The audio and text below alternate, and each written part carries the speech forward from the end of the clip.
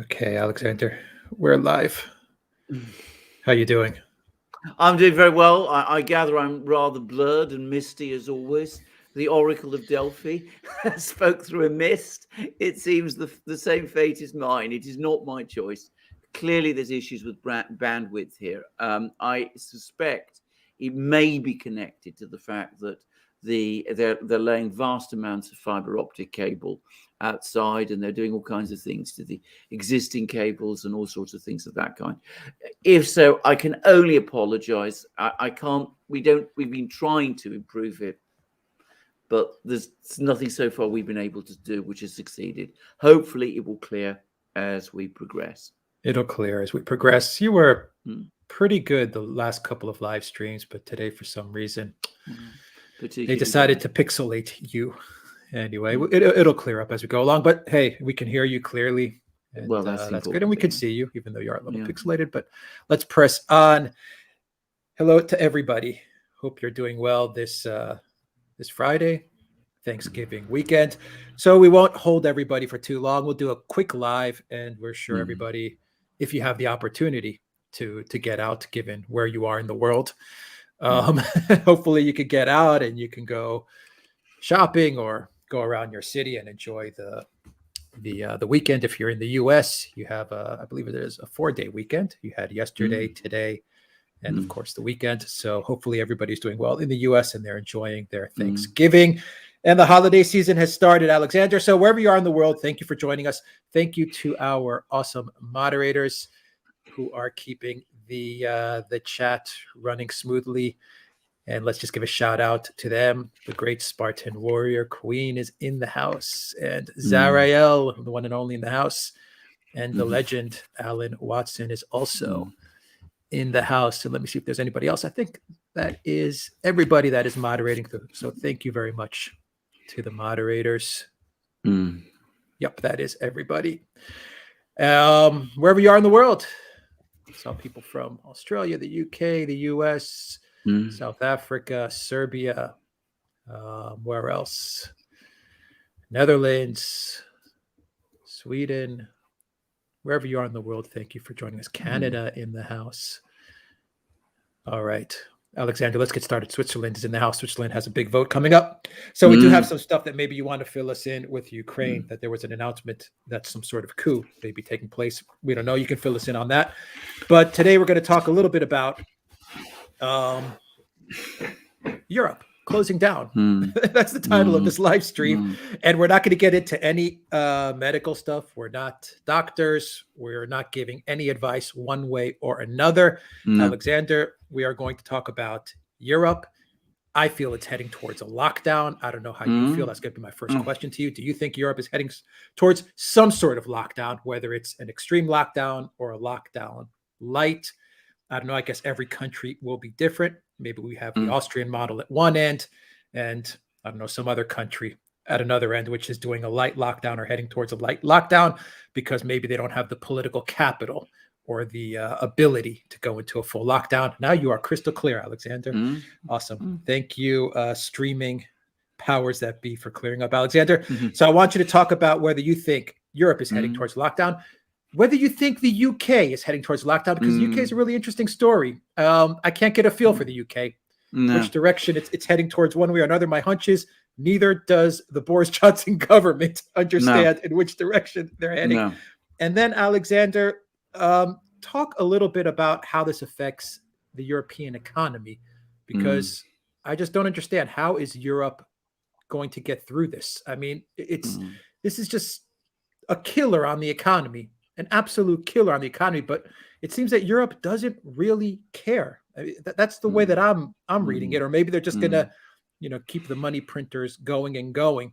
And finally, Alexander, maybe you want to kick it off with this question: why do they always do this Christmas and Easter? It seems, what's the reason there, or is this just coincidence? Is this just me being a conspiracy theorist here? But it seems every Christmas now and every Easter we're going to go through this song and dance. So anyway, Alexander.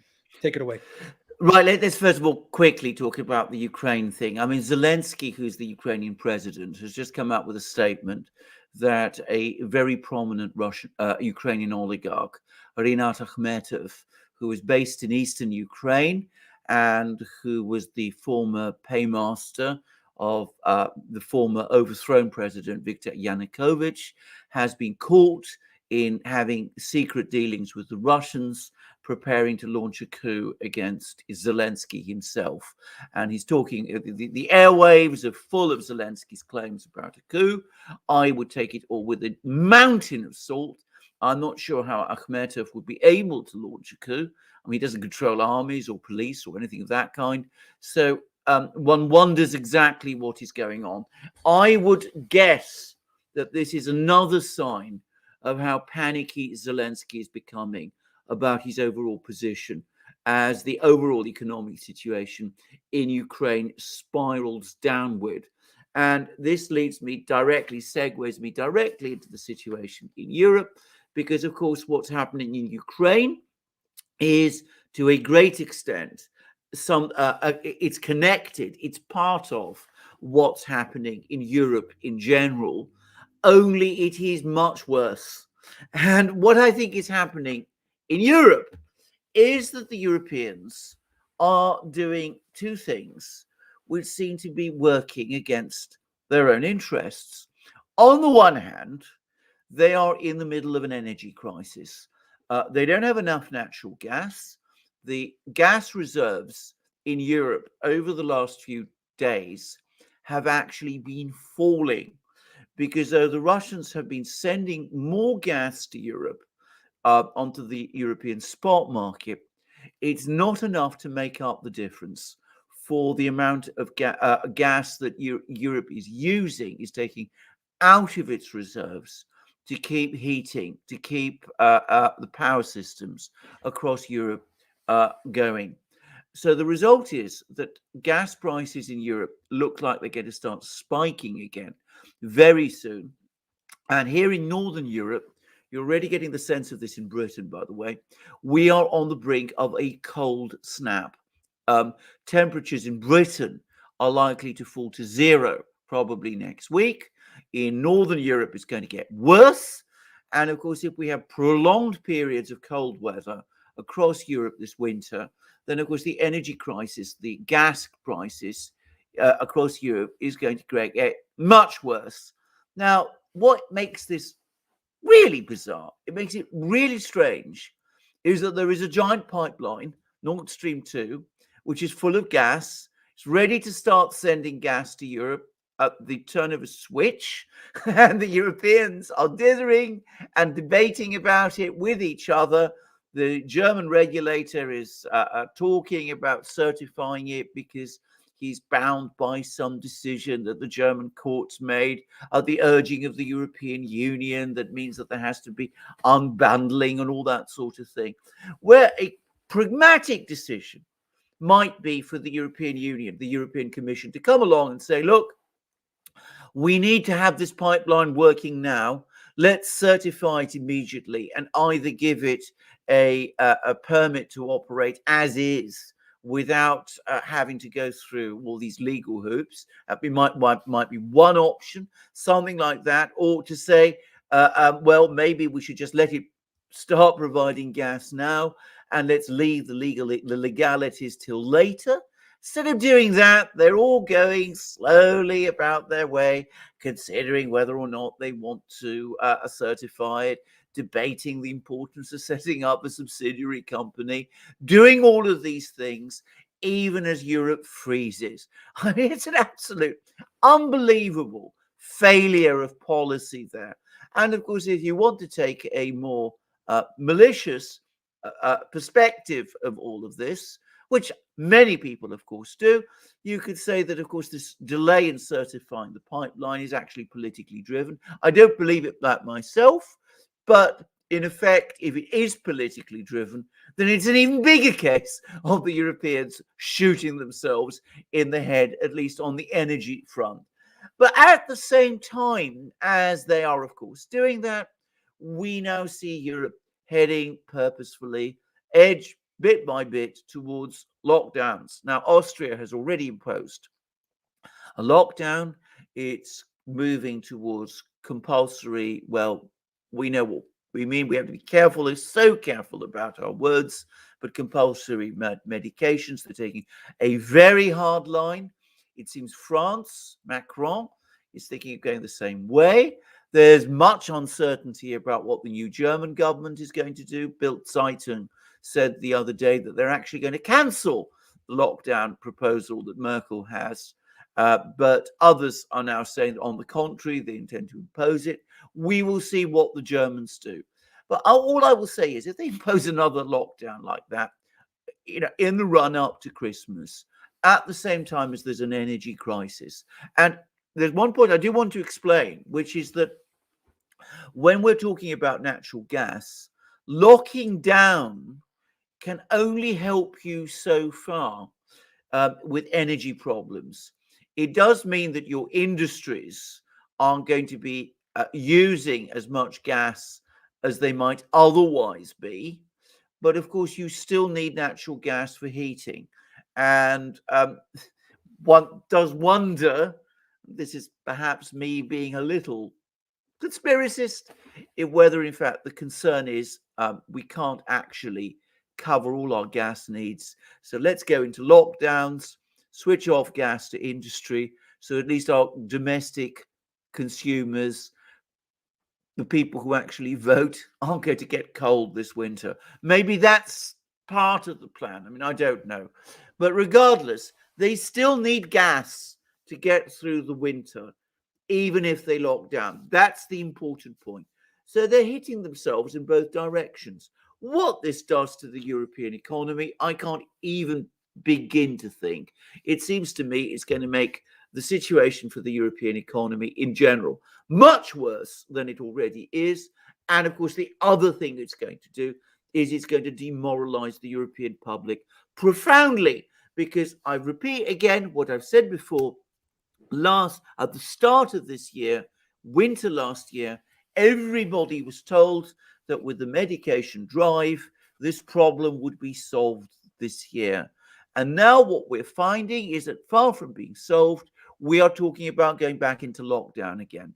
And that is making a lot of people extremely unhappy and very angry and very demoralized and very depressed. So that, sooner or later, will have political consequences. Now, you talk about Britain.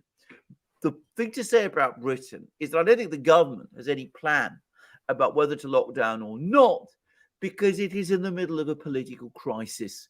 There was that corruption crisis that hit Boris Johnson a few weeks ago. It's now escalated.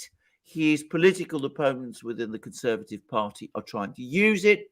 There are reports that there is a letter circulating amongst Conservative MPs in which they're all signing up to a vote of confidence against him.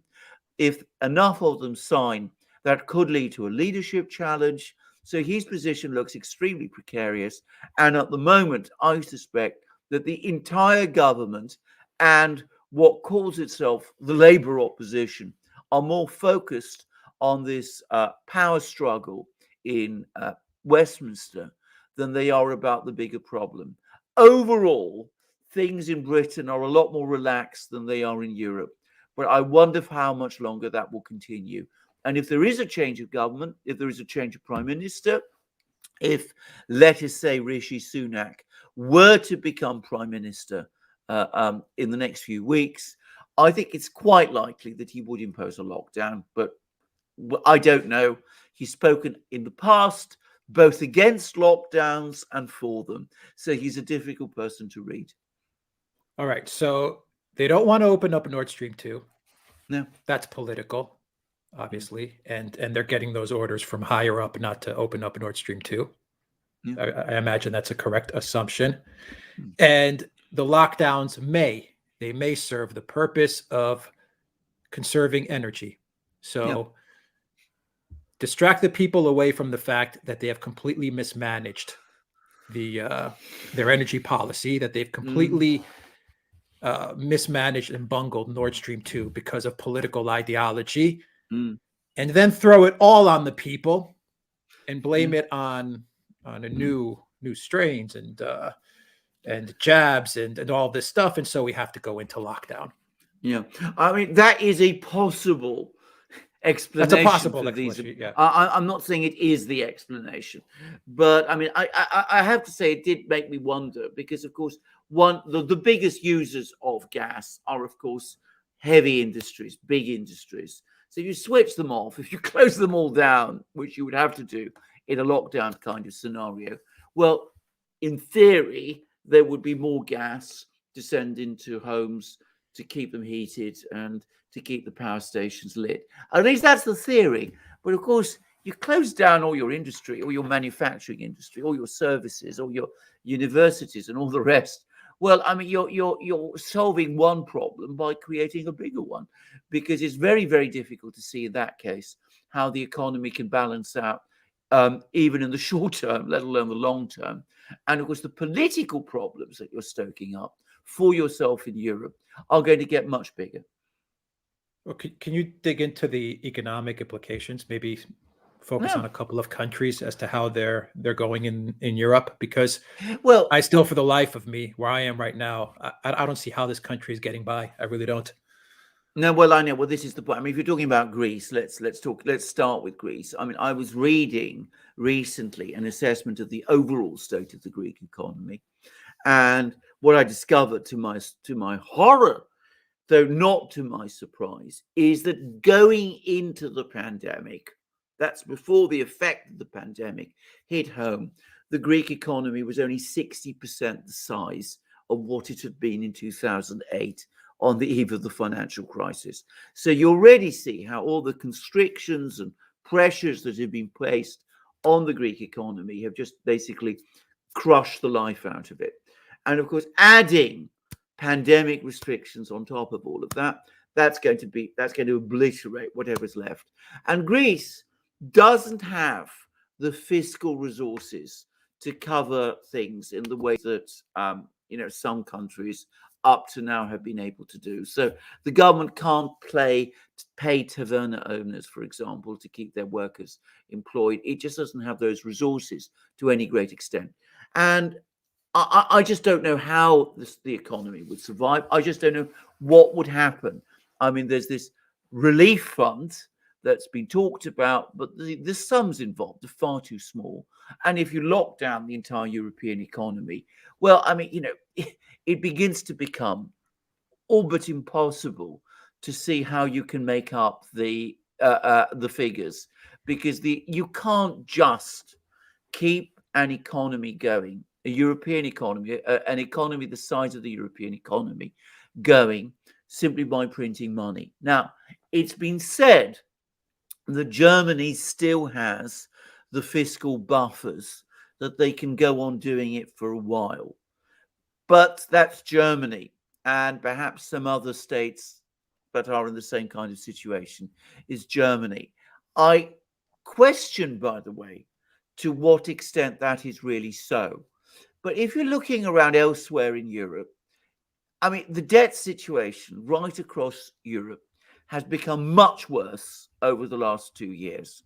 France now, for example, is heavily involved in debt, and Macron has been spending money like, there's no tomorrow, as he's been trying to organize a boom to get him through the election in April. So debt levels in France have now risen. The total debt in France is now the biggest in the European Union. Debt in Italy is also very high. Debt in many of the southern states is very high. Even the northern states are going to struggle.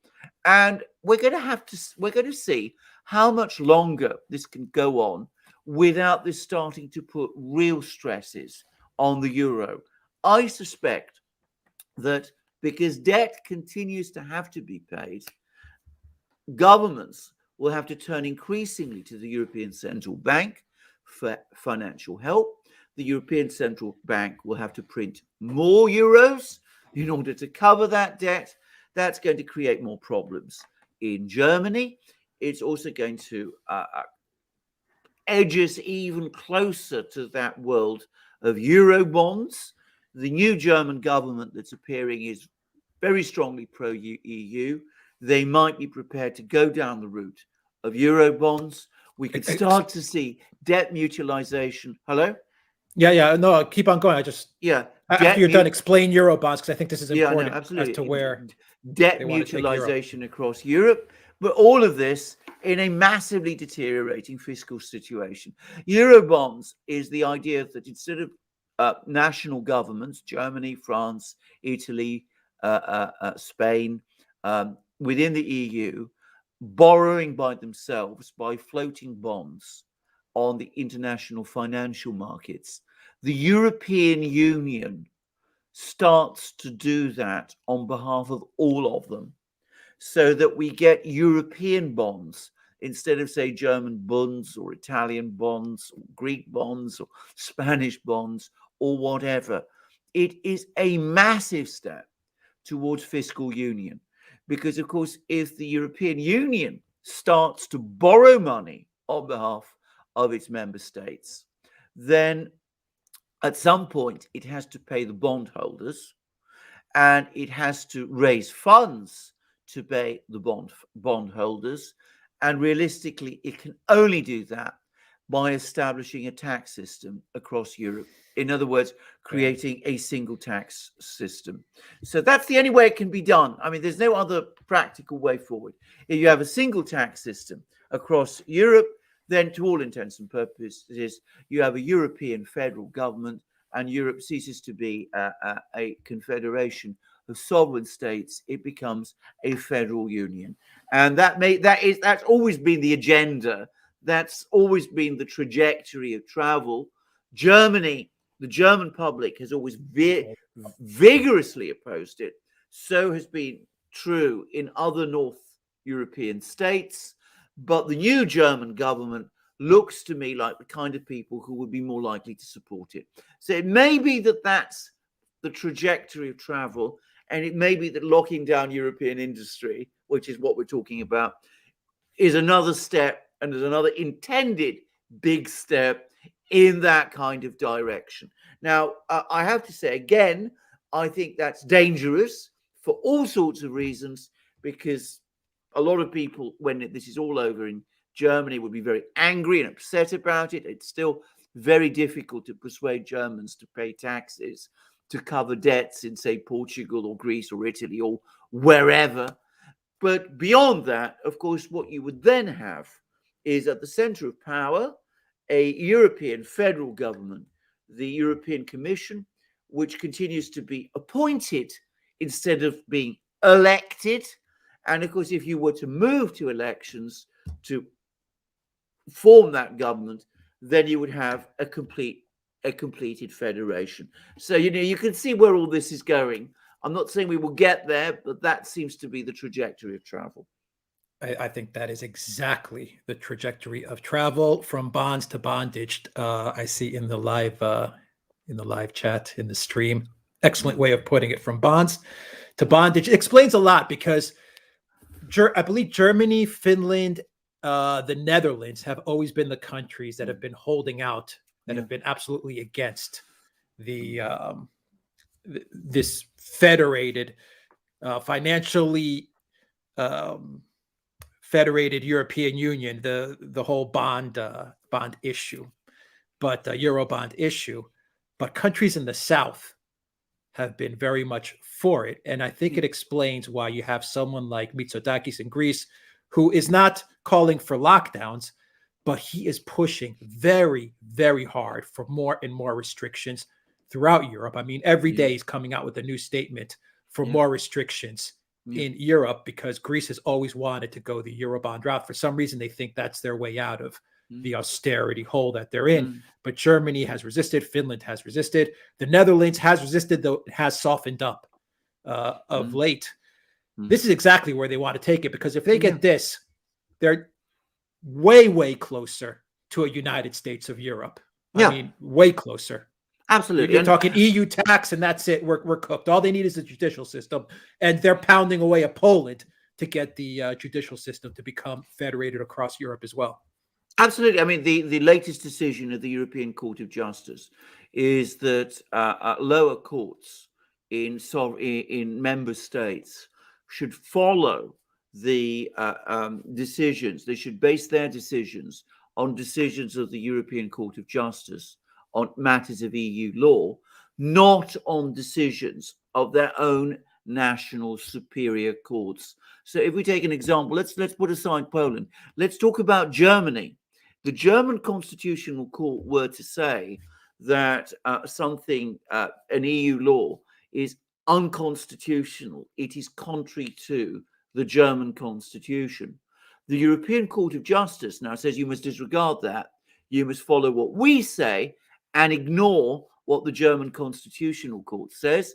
And that's what you, lower German courts, the courts that actually do the everyday, day-to-day work, you must follow us, not your own constitutional court. And eventually, what would presumably happen is that we would have the European Court of Justice, in effect, becoming the Supreme Court of the European Union, just as we have a Supreme Court in the United States, imposing what would in effect be the federal constitution on every part of the European Union. But of course, this is not like the situation in the United States, because the United States is a nation. The European Union, the people of the European Union do not make a nation. And the United States was created by consent. There was informed consent by the American people. Of course, there was a civil war, and there was some degree of, coercion there too. But in the European Union, there's been neither exactly coercion, and there's certainly been no consent. It's all been managed by stealth. So that makes it a very different kind of situation. I have someone at my door. Can I just deal with this a moment, please? Yeah. Go ahead. I'll get to some super chats. While Alexander is answering the door, let's get to some super chats here. We have a super sticker from Addy Revolution. Thank you very much for that. And Cosmic Rain. Oh, this is a Boris Johnson one. This is a good one for Alexander. But I'll read the second part of it. Cosmic Rain. And Cosmic Rain, thank you for moderating as well. Really appreciate it. Two super chats. Cosmic Rain. The first one says, forgive me, shuffle papers frantically. Anybody been to Pepperland? No, not enough hands up. Great to see you guys. Pepperland. Where is Pepperland? I don't know where that is. No. Alexander, do you know where Pepperland is? No, I'm afraid not. All right. The second part of Cosmic Rain's question is actually about the UK, so I wanted to get to that. The second part of the same super chat says, by the way, lads, I got my magic mug today with the Union flag. Love it. And all my other mugs, just waiting for my Duran hoodie. That is great. The Union Jack magic mug is amazing. I've got one as well. It is. And the first part of that super chat, Alexandra says, should add to my last message, was taking the PP out of Boris Johnson and his speech. Boris Johnson's speech. What was that about? Yeah, this is a speech. I presume this is a speech which Boris Johnson made to the Confederation of British Industry. There's been much comment about this. It was a weird, somewhat incoherent speech.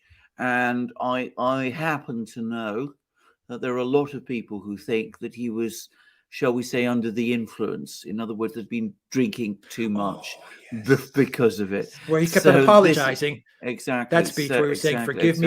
Yeah. Exactly. He was drunk. So well, I mean, that's what I've heard. And by the way, I've not only heard it, I've heard it from people who perhaps know, and I tend to believe it's true. I mean, to be straightforward about it, it's fairly widely known that though he's perhaps not exactly an alcoholic, he does sometimes overindulge.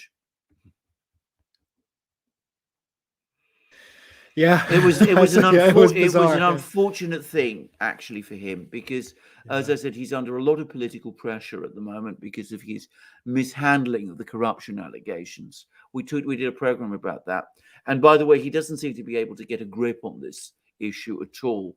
And of course, what you wanted in that situation is a commanding, authoritative leader, having a prime minister coming along looking in that kind of way, disheveled and all over the place.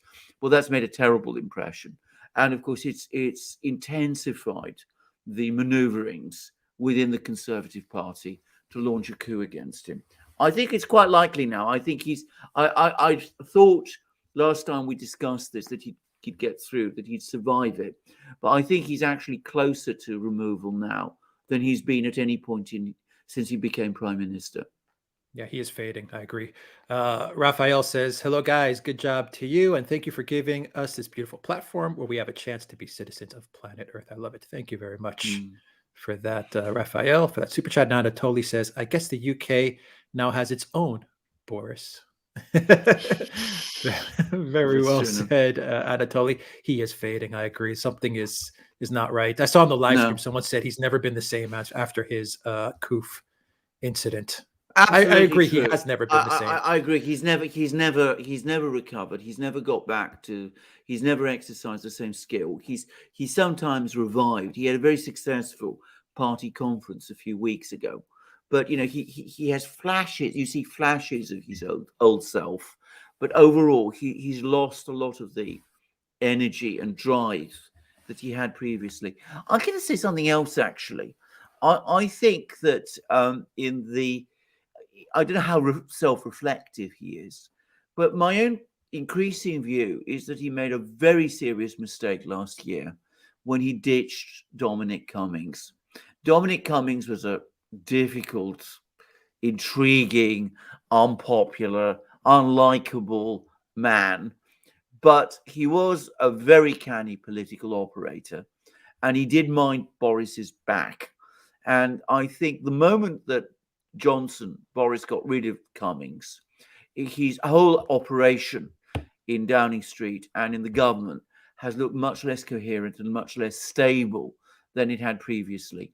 I'm not sure that Cummings was exactly a political asset to him in terms of, he was very unpopular, but at the same time, he did give Boris a kind of administrative steel, which I think Boris himself just doesn't have anymore. And I think things have basically deteriorated since then.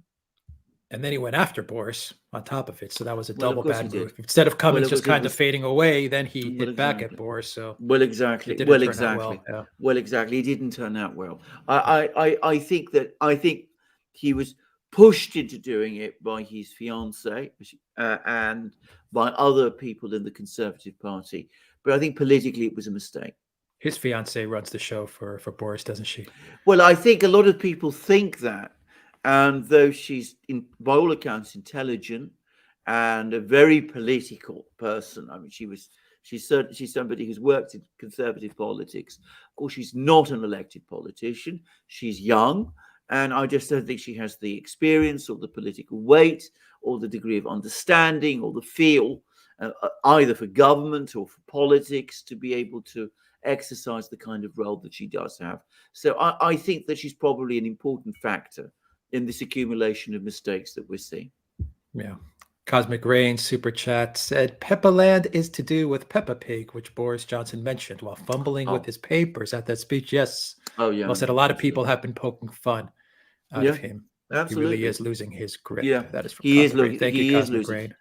Yeah, I agree. I completely agree. And of course, that there are people. There's Rishi Sunak, who is his ultimate nemesis. There's Kwasi Kwarteng, who we talked about. There's Michael Gove, who's another sort of person prowling away in the background.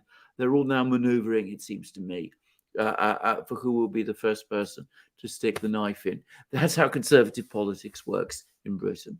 Yeah, and Mark Hewitt's super chat says, could Peppa Pig become the first cartoon character to bring down the British Prime Minister?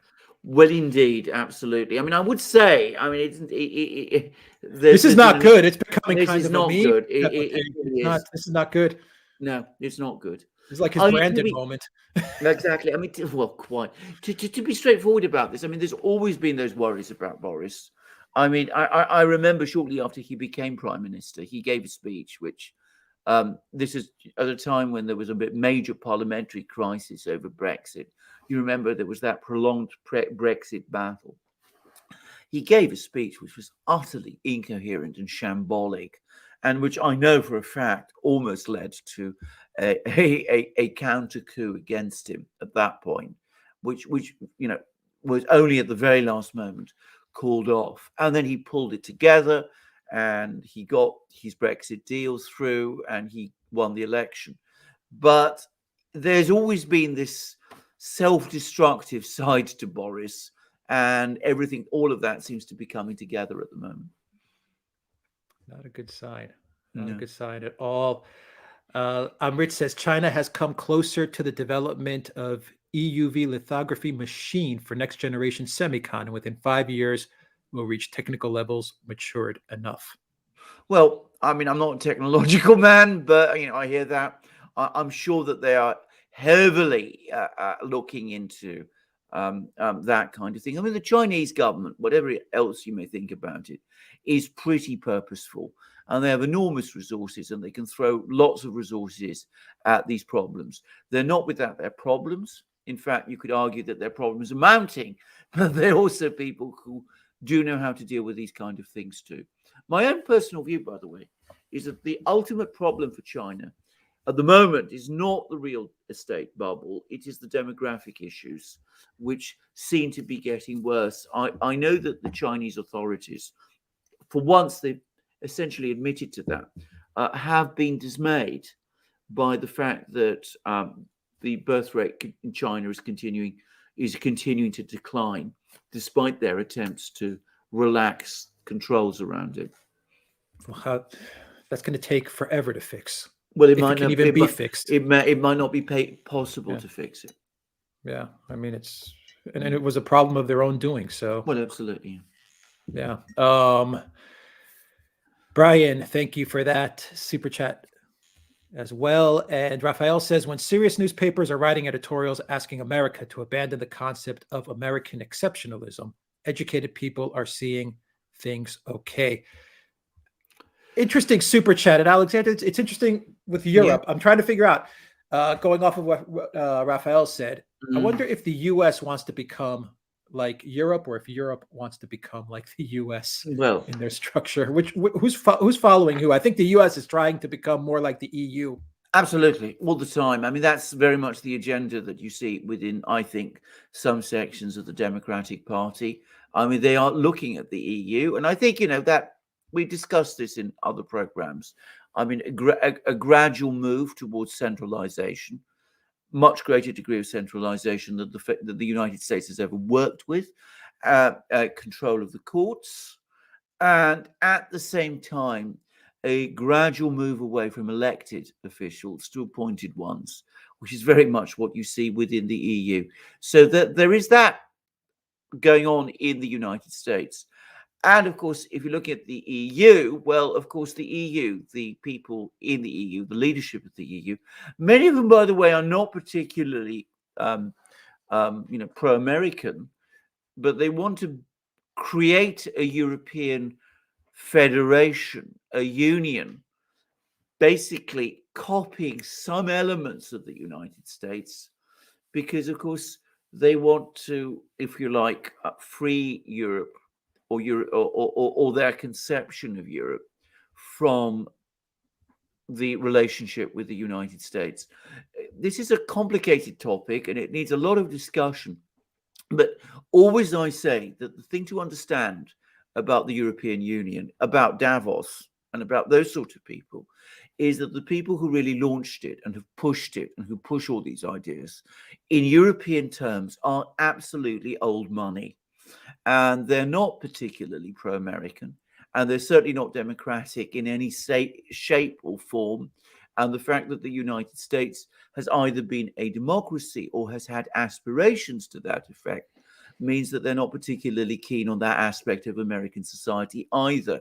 They use the United States, or have used the United States, to further their European project, which is intended ultimately to create a kind of technocratic, European, old money controlled balance to the United States. And that's what that project within the European Union is very much all about. So you see the United States and Europe, they're eyeing each other, they're copying things from each other. I think there's more cynicism about this on the European side than perhaps if you're talking about the AOC wing of the Democratic Party than there is in the United States. I think there are still many people on the AOC side who look at the European Union and say, this is the kind of society we want to be. There are people on the European side who want to copy a lot of things that the United States has. But ultimately, their objective is not to create the kind of society that the United States had in its heyday in the 50s and 60s. Theirs is a totally technocratic vision. So, I mean, always understand that there is that distinction.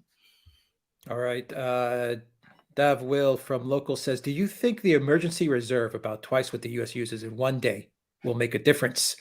Me thinks no, but wonder what the Oracle has to say. And going off of that, Alexander, given the energy crisis that we have, which is once again of the U.S. or the EU's own making, given the lockdowns, the direction towards lockdowns that we're heading, given the fact that the Biden administration will not give up on the mandate, even though it's been struck down in corporate, they're not giving up. Where is all of this heading? Well, I mean, this is, I have a feeling, just real quick, I have a feeling that we're just at the beginning, and everything we've had right now is kind of the appetizer, the opening part, the opening act to what's going to be a very long play. And I think we're just now getting started towards where they want to take us. And I refer back to what we were saying about the EU, that the EU wants to get everything towards this centralized blob where it's going to handle your taxes. It's going to handle the judiciary, of course, the euro, an EU army, everything. They want to get everything nice and centralized, tightened up, in full control of the 500 million people that live in Europe. Perhaps the same is true for the United States. Where is this all heading? And of course, the reserves plays a part. It's a very good question. Now, I presume this is a reference to the release from the oil reserves, because, of course, that was a complete failure. That was an utter debacle. What Biden did, he released 50 million barrels from the US's strategic reserve, which, by the way, is already down to critical levels. The US has been releasing dribs and drabs from those reserves for quite a long time. So there isn't that much left to release. He did that. He said he billed this as an attempt to try and push down oil prices. He'd failed to get OPEC's cooperation and Russia's cooperation. Why would Saudi Arabia and Russia help Joe Biden, given what Joe Biden says about them? I mean, bear in mind, Joe Biden has called both MBS, the Crown Prince of Saudi Arabia, and Vladimir Putin, the president of Russia. He's called them both killers. I mean, in MBS's case, perhaps with good cause. But anyway, it's not the way to win friends and influence those particular people. But neither of these two powerful gentlemen likes Joe Biden very much. So they weren't prepared to increase oil production. Joe Biden wanted to get the Chinese to release oil from their reserves. So he had this chat with Xi Jinping a short while ago, this virtual chat, asked Xi Jinping to release oil from his reserves. Again, big question. Why should Xi Jinping help Joe Biden at this time? So Xi Jinping, in his usual way, said, oh, I'll go away. I'll think about it. We'll have a discussion in Beijing. And effectively, they didn't. I mean, the Chinese, in their own way, without saying no, actually said no. So Biden releases 50 million barrels from the reserves. That's 2.5 days consumption at 2019 levels in the United States. It's 12 hours of global consumption of crude oil. It makes absolutely no difference. The market was completely unimpressed, and oil prices in the hours following went up. They dipped back again, not because of anything that Biden had done, but because, of course, they saw the situation in Europe. They see lockdowns there, and that means that they think there's going to be less consumption of oil in Europe than there would otherwise have been, and that caused oil prices to fall a little. But, I mean, this was a ludicrous episode. It was an absurd episode. It shows how utterly out of touch, an amateur in so many ways, this administration is. Now, talking about that, it's important to say there is no shortage of oil at the moment. Crude oil prices are high at around $80 a barrel, but not impossibly high. The reason petrol in the United States is costing so much at the pumps, in the gas filling stations, is because inflation in the United States and worldwide is taking off in a massive way. And the reason that is happening, as by the way, Xi Jinping pointed out to Biden in that virtual summit, is because the United States, the US government, continues to press its foot down on the financial accelerator.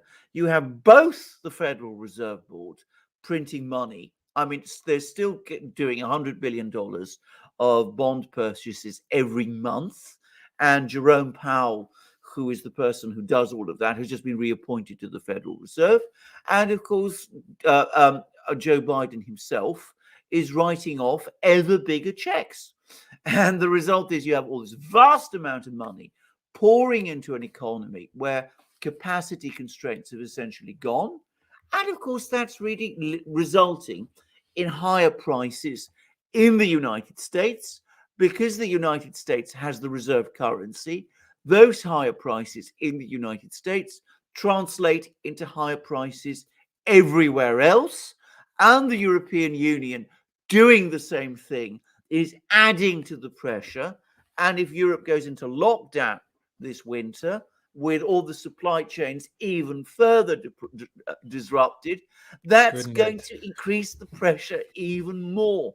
By midsummer, we could be seeing 20% inflation. In other words, we could be right back where we were in the 70s, only worse. What do you do in this situation? Well, it's a bit mischievous, but if you're facing a wipeout in the in the midterms, in the autumn of next year, well, perhaps, and perhaps not immediately, but perhaps you start to say to yourself, well, look, when we embark on these sorts of projects, we find that we can't win elections because people's living standards get hammered, because prices take off. So perhaps the best thing to do is to do away with elections entirely, which is what brings us back to the European Union, because the European Union doesn't do elections. European Commission is appointed. It is not elected. So you could start to say, well, you know, our democracy works best when it's led by the right people. The right people are us. We appoint ourselves. We don't really worry with all these annoying things like elections anymore. Our opponents are, of course, opponents of democracy. Why are they opponents of democracy? Because we say they are. And the result is you start to drift in that direction. I'm not saying this can happen by next year. I don't think in the United States itself you could get to that point that quickly. I mean, the Constitution is a gigantic obstacle. The political system in the United States really doesn't allow for that. But I suspect, and this is where, coming back to your question about the ultimate trajectory of travel, that may be where we're heading. I don't know whether, you know, some will say the inflation is intended to create that situation. It seems to me more plausible to think that the inflation is one which could lead to that situation. But as I always say, it doesn't ultimately matter what people's intentions are. It's what the results are. Though that is what matters. Inflation is going to undermine living standards, reduce productivity growth, cause major disruptions across the whole world economy. It does mean that big capital is able to erase its debts because those debts become devalued. And of course, it is ultimately a major impulse towards doing away with electoral systems, democratic systems based on elections.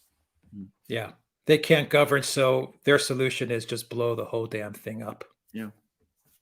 Period. Blow it all up because they just can't. They can't manage it. Yes. Well, also when they talk about their opponents in the way that they do in the United States, and you know, a magazine which I still subscribe to, because Stephen Curran, the great Russian historian of Russian affairs, used to have a column there. But because of that, I still subscribe it. I still read The Nation. big left-wing liberal magazine. I still go to Counterpunch from time to time. The kind of things that you read in these places about their political opponents are absolutely blood-curdling. I mean, the way they talk about their opponents, you would think that, civilization in the United States is about to collapse. So that, if you really talk like that, if that's your mindset, it's very easy to see how you could work yourself up to a point of actually countenancing the most extreme measures in order to prevent your opponents gaining power. And if that means doing away with an inconvenient election, which might result in the bad orange man coming back, well, you might be prepared to do it. Yeah, I think Europe's going to go that route for sure. The US is going to be the big problem, but Europe is 90% there. I was going to say, it's far further along that road than the United States is, or in my opinion, will ever be, because I still believe that in the United States, the antibodies, the constitutional and democratic antibodies, are far too strong. Look at this general picture in the United States. You have a Santis in Florida. You have things going on in Texas. You can't quite get all all the pieces in place in the same kind of way in the United States as you can in Europe. But bear in mind, Europe already has an unelected commission, so it's only one step beyond that in order to get that kind of institutional structure set up right across Europe. A technocratic, bureaucratic, corporate structure. I'm not going to use the F word, but we all know what I'm talking about. Yeah, no, once they get the Eurobonds thing sorted out, then they get taxation into place. So you're going to have an EU tax, across the union. That's going to be done. Macron is pushing for the EU army thing. He keeps on hammering away at it. Eventually, he's going to get some traction. I have no doubt about it that he's going to get some traction on the EU army thing. And then you just have the judicial issue. Yeah. And for that, they're just going to keep on hammering away at Poland. And we've said it on many episodes. The minute you get Poland and Hungary out of the picture, then you've pretty much locked everything up. So the only countries that are standing in your way at this moment in time right now is Poland and Hungary. And Hungary's the big obstacle with Orbán there. And the EU has their timeline. They have until April. To absolutely, and there's a big fight in Hungary, and as I said, I understand that at the moment the opposition in Hungary is leading in the polls. So he's got a tremendous. He is the underdog in this battle, and I think that's an important point. And it's not an opposition. You have to point out it's not an opposition. They're using the Czech Republic model, which is basically we're going to put together every party under the sun. We're going to get the Greens. We're going to get the far right, the far left, the communists. We're going to put them all together under this umbrella party in order to get rid of Orbán. They did it in the Czech Republic, and it worked. And now they're going to implement it in Hungary. And absolutely. Go ahead. Except that we're dealing with even more extreme cases in Hungary, because the socialists, who are, of course, the major opposition party in Hungary, are, in fact, the old Hungarian Communist Party. And they are in alliance with Jobbik, which is the old Hungarian fascist party. It's a bizarre combination, actually. It's an astonishing monster, Frankenstein's monster that they've cobbled together. But of course, they're doing it because they want to get rid of the person in charge, Viktor Orbán, who is the person who is, in the EU sites, and he's the person who's talked about, the dictator. And of course, he doesn't get invited to all the parties. He hasn't been invited, for example, to Biden's New Democracy Summit, which is going to be held in a few days. The United States doesn't invite Hungary. What a freaking joke this is. And then, of course, when they get this monstrosity Frankenstein coalition in place, it can't govern because these parties can't get along. But that serves the EU's purpose. That's what they want. They want weak governments in place.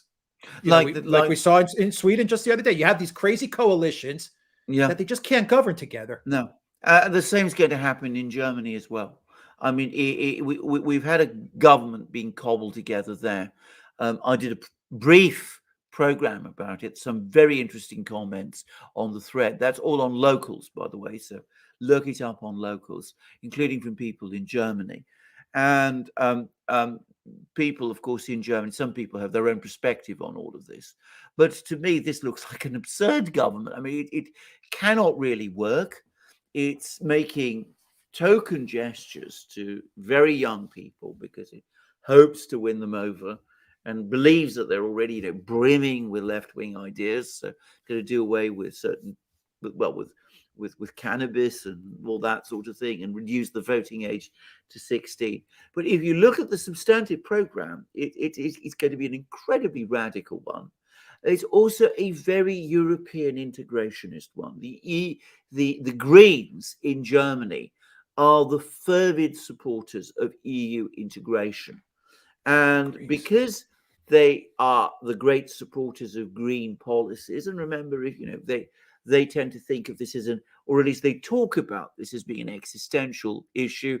The survival of humanity supposedly depends on it. They are quite, some of the way they talk, they're quite open about the fact that they want things to be imposed from above, and they're suspicious of elections and those sort of things. So we have a very pro-EU party. It's going to, within the German government, the Greens, they're going to team up with Macron on this issue. And Macron has his own very clear trajectory.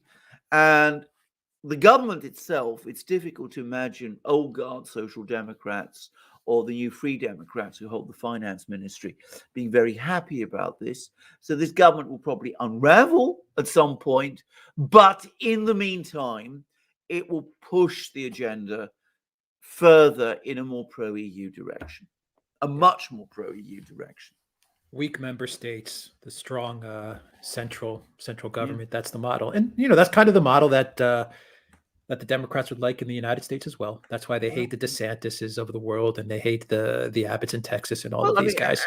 And they want the weak governors, to be in place. Yeah. Well, and that's why they want to do away with the Electoral College, reform the Supreme Court, do all of those sort of things. I mean, they don't like the federal structure that exists within the United States, and they're straightforward about it. I mean, they want to do it away. I mean, at least on this, give credit where it's due. They're frank about what their agenda is. Yeah, they're open about it, no doubt. Where am I here? From JJHW, okay, I'm gonna have to JJHW. I'm gonna have to modify this super chat just a little bit. The M shot raises the probability of having some heart issues. So how does one go about taking this to The Hague for crime against humanity? Very, very difficult, I would have thought. I mean, first of all, The Hague would probably say this isn't a matter for them. You've got to go back to your local courts. That's always the problem, accessing the superior courts in the international courts. And if you're talking about the court in The Hague, the War Crimes Court, I mean, essentially that works best when there's either a reference from governments or from the UN Security Council or some agency like that. Doesn't mean you can't bring legal challenges. The way to do it would be to bring legal challenges in your local courts and then try and fight them all the way up to the European Court of Justice, the European Court of the European Court of Human Rights. You're more likely to succeed there and get there than you are to get to The Hague. But frankly, even that's a massive challenge. I mean, it could take a very long time. Yeah. From Van Stone 2000 says, just ask why German mainstream media is not saying anything about the shortage in gas this winter and about the refugees, saying they are wanting to go to Germany. Keep up the good work.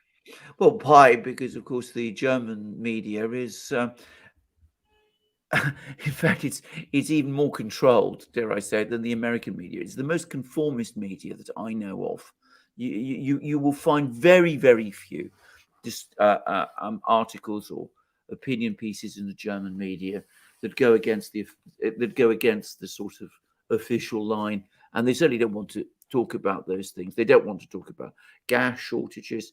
They don't want to talk about other issues like that, because if they did, well, then of course people might start to doubt, and there might be all sorts of queries, and there might be all sorts of discussions, and things might take a different turn. Germany has a very active alternative media and social space. I should say that it does exist, and in German cities and towns, especially the big ones, Berlin, Hamburg, Munich, there is a very active social. You could almost call it a counterculture, but sort of. So I mean, that's where you have to look for debate on those sort of things. Predominantly, it must be said, it's left, but there's also quite a lot of right people as well. Yeah. And of course, in Germany, they have this expression, which is, they actually refer to the lying media. It's actually in Germany, a standard phrase, such as you won't find in other places. Yeah. From Anatoly, the Rittenhouse trial restored faith in the U.S. justice, but then came the Arbery trial. Crucial evidence withheld, a man convicted of murder for filming the incident, an absolute travesty, yet conservatives applauded. We're actually going to do a video with Robert Barnes, and we'll get into the Arbery and Rittenhouse case in a little more detail. I mean, he understands the Rittenhouse case from within. But any comments on that? No, what I'm going to simply say is this. I mean, the Rittenhouse case was undoubtedly the correct decision, and it does show that in some parts of the United States the legal system still works, but you can't assume that's the same elsewhere. I mean, for me, the case that still particularly astonishes me was not either of these cases, actually, and I'm talking now not about the sort of the stakes involved, but if you're talking about pure legality and due process, it was the Michael Flynn case, where a judge went rogue for the better part of a year and resisted requests from the Justice Department, no less, to drop a prosecution and to move towards an acquittal. Now, that is astonishing. I mean, that is such a complete violation of due process. And that was done by a judge, and that judge was allowed to do it by an appeal court. When that kind of thing happens, you cannot say that the justice system in the United States is working properly, even if you get the occasional good, correct decision, like the one you've seen in Rittenhouse. So I never assumed that the Rittenhouse decision, where it certainly didn't restore my faith in the justice system in the United States. It struck me as being one case where the right decision was made against a whole lot of other cases where, frankly, very strange and wrong and bad decisions were made. Yeah, JHW says the UK government has given criminal and civil immunity to the pharma companies. The Hague is the only venue available for a judicial solution. It's going to be a hard road to get there. Hard road to get there. That's the problem. And I mean, that's always the thing to understand. I think, actually, a better mechanism, since you're talking about what governments have done, is to actually challenge the actions of those governments. Because giving those kind of immunities to pharma companies makes, in my opinion, the governments that have done that liable for any mistakes. Now, that is probably easier to do using the processes of judicial review that exist in different versions in most countries. And judicial review is decided by constitutional lawyers. And these are sometimes some of the most interesting and important and independent-minded lawyers as well. So I would have thought that would be a better route forward. And that, as I said, does eventually lead to the European Court of Human Rights than to try to go directly to The Hague. I think, as I said, take on the governments rather than the pharma companies. If you win against the governments, then you can go against the pharma companies. And my goodness, the results then would be extraordinary. But go against the governments first.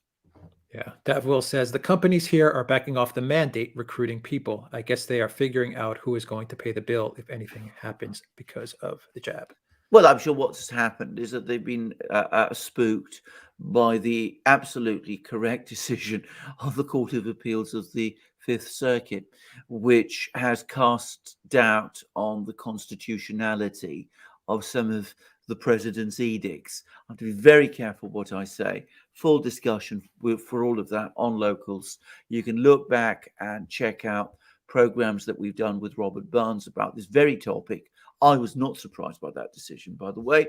I was relieved, but I was not surprised about it because, you know, Robert Barnes and I had discussed some of these issues in the past, and we'll see how it sticks. And it's a sort of topic I'm sure we'll be coming back to soon. Yeah, Kurt says, to all who are depressed over lockdowns and shutdowns, don't forget that life is shipwreck, but we must not forget to sing in the lifeboats. So true. Never give up. Very true. Never give up. Never give way to despair. As I always say, is an extremely bad counselor. Yeah, even when things look, go on. Yep. Even when things look bad. Well, especially when things look bad. Yeah. I mean, all it does is it takes away your will, and that's if you give way to despair, then the other side's won. Yeah. Kurt also says, pray for Switzerland this weekend. On the 28th of November, it will be a yes or no to more coup powers to the Federal Council. Yes, Switzerland has a big vote. Absolutely. On the 28th of November. Well, we will see. And I hear it's neck and neck. Right. Interesting. Gosh. Yeah. It'll be a big day on the 28th. And if Switzerland votes against the mandates and the passports and the QR codes, it'll be big. It'll be big. Very big. Yeah. It will be very big. And one country where it could have an effect, or so it seems to me, is Germany. Yeah, absolutely. Anatoly says, seems like the US is trying hard to become communist. The EU also seems to be trying hard to become communist. I guess we will have global communism soon, like Lenin wanted. We've discussed what the EU was. I think. How did you describe the EU? It wasn't communist, but it was a neoliberal. I would use I wouldn't call it exactly communist, though there are certain aspects of this, but because it's a technocratic, bureaucratic, corporatist structure, it resembles more the kind of ideas that sort of fascistic intellectuals came up with in the 30s, who were looking at what happened in the Soviet Union and wanted to reproduce in Europe some of those structures, but without taking some of the aspects of what the Soviet Union did, which they weren't particularly comfortable with.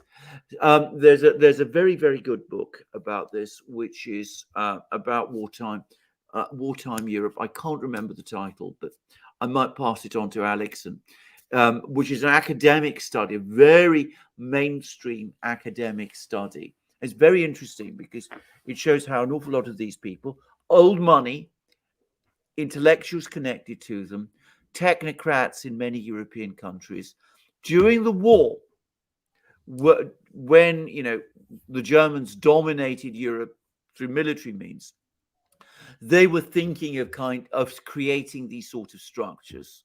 Then the Allied victory came, and that didn't really work. That didn't really work out for them. Their sort of plans had to be abandoned. And then in the 50s, they came back and started to put the pieces together. So, and it's really extraordinary, actually, because you see so many of the same things, so many of the same ideas, so many of the same arguments that you hear today from these sorts of people.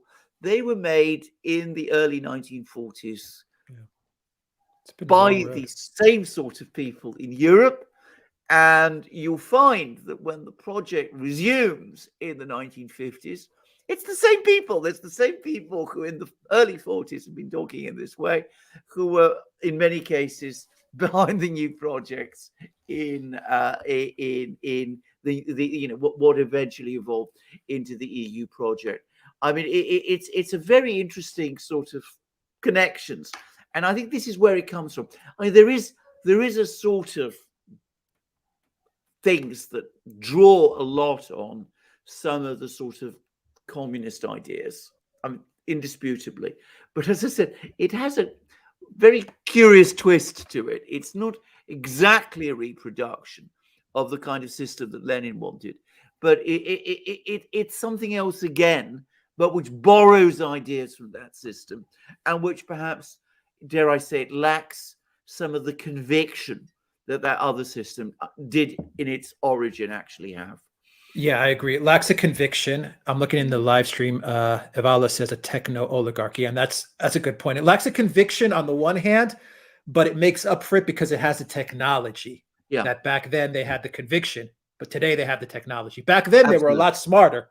I mean, Yeah. you know, Lenin, for as much as you may hate him, was a very intelligent person. Where Absolutely. you know, van der Leyen and these people in the shell. I mean, you know, they're even a Klaus Schwab. These aren't exactly the sharpest knives in the drawer, but No. they have the technology now, No.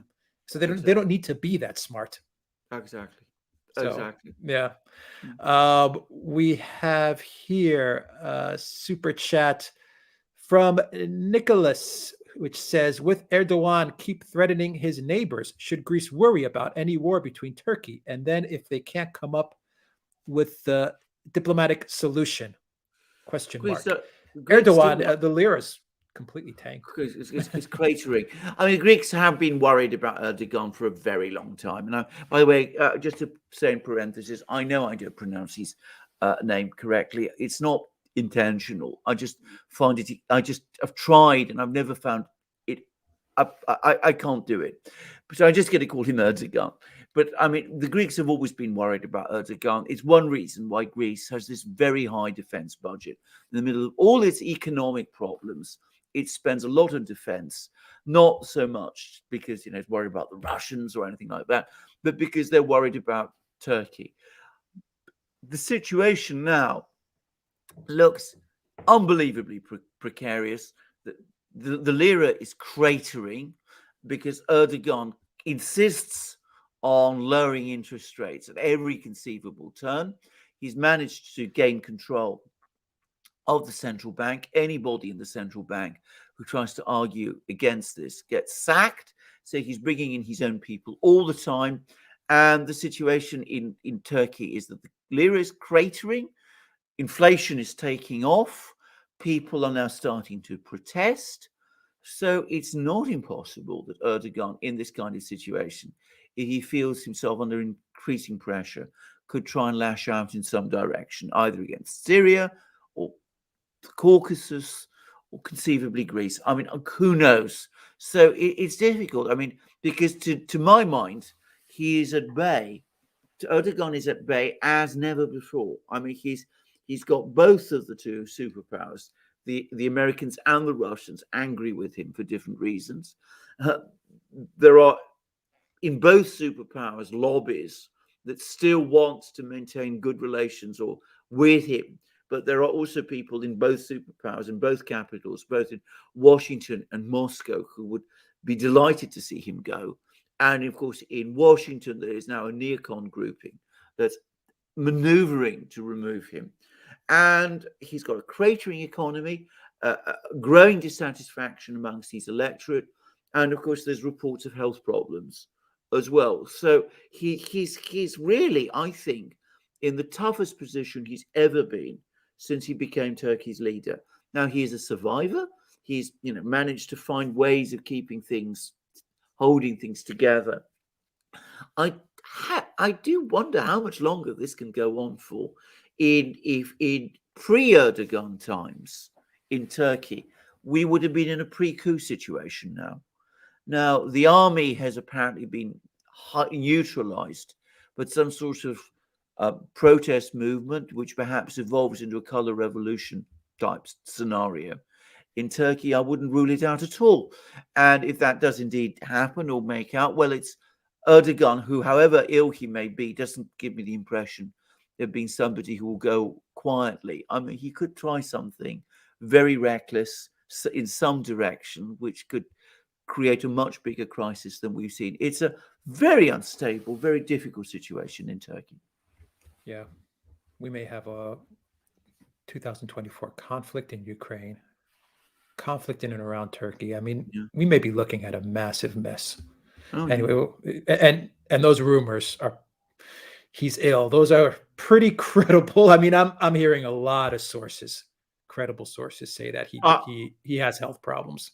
I agree, and I mean, and as we discussed in a recent program, and you know, as you said, Alex, and I've now seen some film of him. He doesn't look well. He doesn't look good. Yeah, Yeah. I agree. Amrit says here, Italy's ENI has signed a gas supply deal with Gazprom. Probably the Italian regulators will okay the deal and hopefully can help Europe's industrial base. Yeah. I mean, that's what people should do. Even Moldova signed a deal with Gazprom, and then they resisted paying the debts, which they were supposed to pay. Yeah. Gazprom threatened to cut off the gas, and they rushed off and found the money to pay the debts. So, all, by the way, and this is what's so extraordinary about this, contrary to advice from the European Union. The European Union advised Moldova not to do a deal with Gazprom, and apparently it also advised Moldova not to pay the debt. They said the Russians were bluffing, Gazprom wouldn't cut off the gas, and the Moldovans eventually had to come to terms with the Russians. But I mean, it again shows you how obsessive the European Union is on this topic and how deluded they are. That a country like Moldova, which is supposed to be friendly to themselves, they're prepared to let it sink into crisis rather than to have it do a deal with Gazprom, which would keep heating, central heating and power supplies going in Moldova. So we'll see what happens in Italy. I think the Italians will be able to do it, just as I personally think that Nord Stream 2 will eventually come online. But my goodness, you have to fight these people every inch of the way. I mean, they manage to make things complicated and difficult for bad for everyone as they work out their project, as they act to work out their project. Yeah, that's because war with Russia is their ultimate safeguard. It's their plan B or C in case everything else goes wrong. Then a conflict with Russia is something that they would like to put into motion, and they won't be able to do that if they're so dependent on Russia for energy. Well, that's the whole reasoning. They have to keep conflict with Russia in their back pocket at all times. Anatoly says fractions in U.S. politics write many hostile texts about each other, but don't forget they will go the same parties and eat in the same restaurants. That is everywhere in the world. Anatoly. That's absolutely true, and of course it is true. I will say this: you're talking about establishment Republicans and the Democrats. Absolutely right. I mean, Mitch McConnell and Schumer, I'm sure they go off and chat, and they're probably off scene the best of friends. The problem is that within the Republican Party, there are now some people starting to emerge who are much more difficult to assimilate and control. They're probably not a majority in Congress. That there is, I get the sense, a significant minority within the Republican Party in the House, in the Senate much less so. But they are there and they are creating problems. Yeah, McConnell didn't hide the fact that he was perfectly fine, if not happy, with Biden being president and working with Kamala Harris. He made the statements. I worked with Kamala Harris. I'm happy to work with her again. So, I mean, they don't hide that fact, but there are new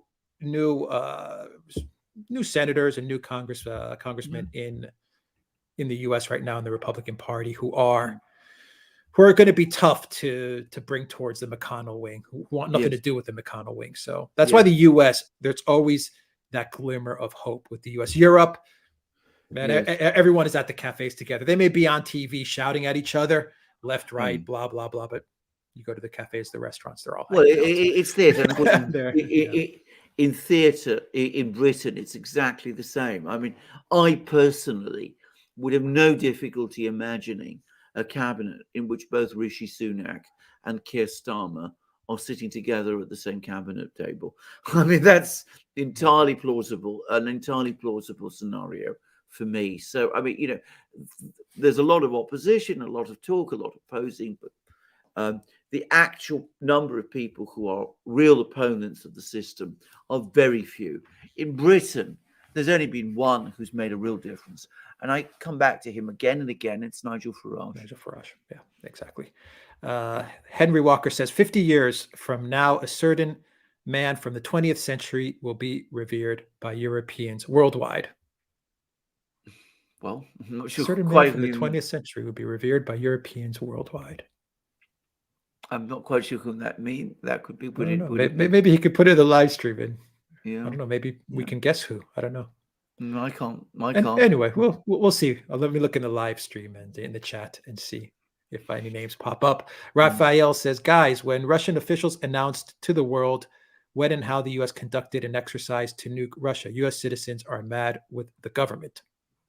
Well, indeed. I mean, this is all about flying those bombers within 20 kilometers of Russian territory and simulating missile strikes, nuclear missile strikes on Russia. It was a clear exercise in intimidation, one which, of course, the Russians are very angry about.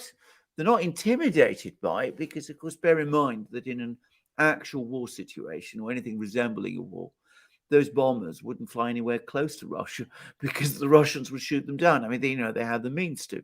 So, but just imagine if Russian bombers were doing that 20 kilometers off the coastline, say, of the United States, what the reaction in that case would be.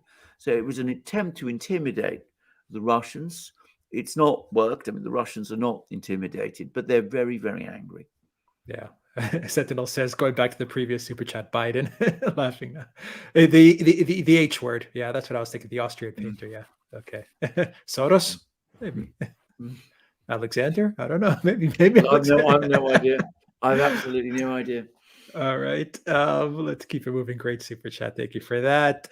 Gordon, thank you for your super sticker. Keep it up, guys. And Cosmic Rain with a 50-pound super chat. Thank you, Cosmic Rain, for that. I must admit my mood swings between hope and despair, but I still believe, perhaps naively, that evil will never win, that the truth will win out eventually in spite of all the damage that's being done. Even so, it's tough going when despair kicks in.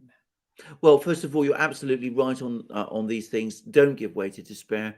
Always remain hopeful, but be realistic too. That's the thing to do. I mean, if things are bad, face the fact that they are bad. Don't delude yourself that they are better than they are. But never imagine that because things are bad, they will always remain so. I come back to this view, which I hold with total certainty, that these projects that we see are utopian and unachievable. They won't be realized.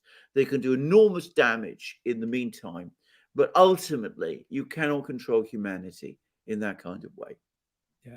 The question is, how long will this last and how much damage will they do? That's exactly. That it will fail, it will fail. And another question I have is, will we hold these people to account? That's actually an interesting question. I think about a lot. Very, very. Now that I can't answer. I mean, it depends on us ultimately, but when I say us, I mean, most people. Whether that I can't answer. I mean, Klaus Schwab himself, I gather, is getting on in years, and other people who've been mentioned are also getting on in years. So presumably they won't be with us anyway. Won't be around for very much longer. But there's all sorts of other people you could think of. I can't say. I can't say how that would pan out. One of the paradoxes, and it's been remarked upon many times, even by the ancient Greeks, is that the oppressed, when they throw off oppression, tend to be much more generous towards their oppressors than the oppressors ever are towards them. It's a curious fact, but it's true. It's very true. Yeah, I agree with that. Yeah.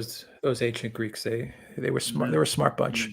Cosmic Rage says it's always darkest before the dawn, right, lads? Exactly. Exactly. I don't know if we're at the darkest point yet. No. So, but you're correct. It is always darkest before the dawn. So we may be heading towards that dark point. I don't think we're there yet. So just buckle up. And I agree with that. Strong. Actually, I don't think we're at the. I don't think we've reached that point yet, but we're heading that way. But you can also see beyond that dark point the kind of things that might start to happen to reverse it. So we're in an interesting situation, and it's only an interesting time. Yeah, like this. And I'll throw a question at you after this super chat. Alexander from which says, Japan could have controlled their bubble economy had the U.S. not forced them not to. China would probably control theirs. A solid Japan overpowered U.S. in the 70s. I've read Chinese articles that make exactly the same point. That there was this agreement, the so-called Plaza Accord, when the Japanese bowed to American pressure and allowed the yen, the Japanese currency, to appreciate, and did all sorts of things which ultimately destabilized their own domestic economy, created the real estate bubble, or allowed the real estate bubble, which is to some extent already there, to get completely out of control. And ultimately, the result was that the Japanese economy lost momentum and has never regained it since. And you read lots of articles in China, in the Chinese media, which say, this is what the Japanese did to themselves. We're never going to let that happen to us. So you see that sort of counter argument being made in China. So the Chinese are very well aware, extremely well aware of that historic precedent, and they're determined not to follow the mistakes that they think the Japanese made. Yeah. Kurt says, it is dangerous to be right in matters on which the established authorities are wrong. Voltaire. Oh, absolutely true. Excellent. So true. Yeah, absolutely. Yes. Excellent. It's always problematic to be right before your time. It's always often the case. That is true. Many it is problematic. Yeah. Yes. Elaine says Boris is sicking fast. Yes, dumping Cummings in favor of Kerry was unwise. Has Richard Tice any hopes at all with reform? Does he have a clue about geopolitics? Oh, for Farage.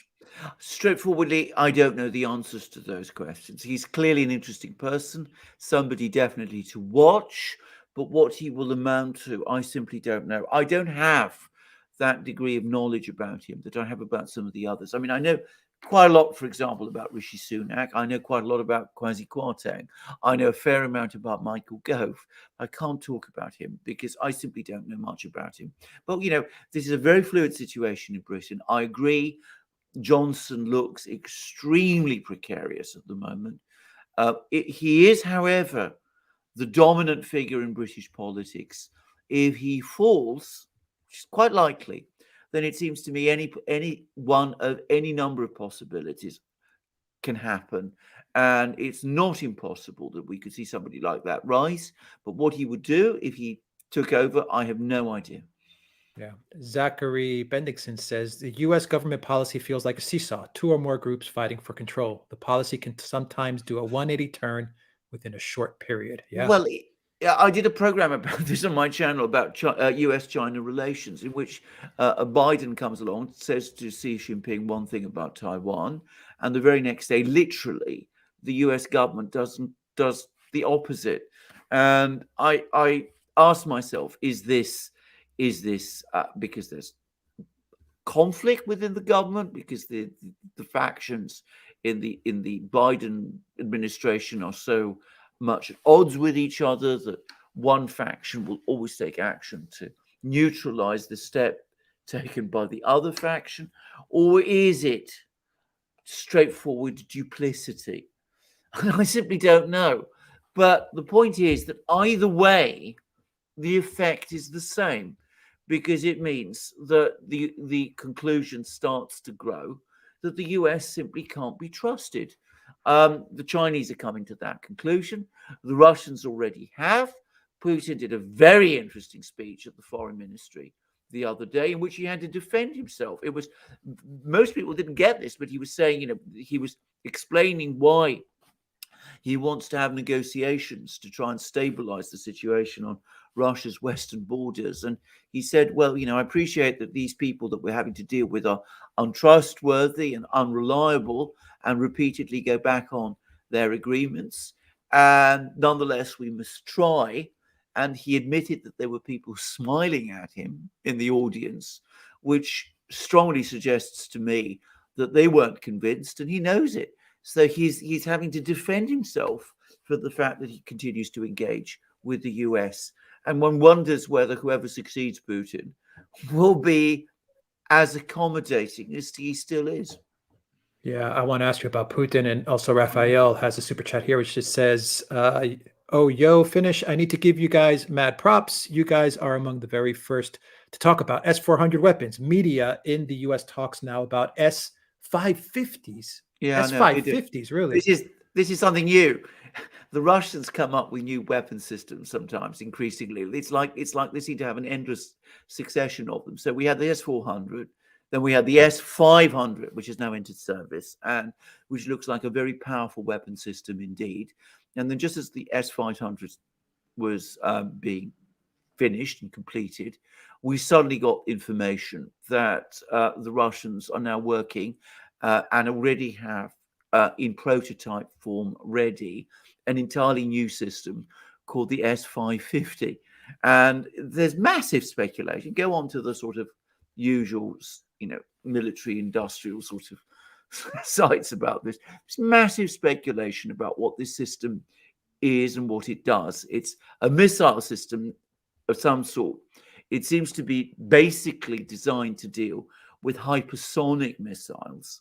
And from what one can tell, it's short-ranged. So the idea is that any system that penetrates the S-500, which is a long-distance system, will then encounter the S-550 as it moves closer towards its target. So it's, the Russians are the world leaders in surface-to-air missile technology, and they're pressing forward. As one Russian official, one designer who works on these systems says, they never stop, they never rest. They always move from one to the other, and they take the technology from the one and they go ahead and develop another one. So, we don't quite know exactly what the system is, but it does seem that it's coming, and coming soon.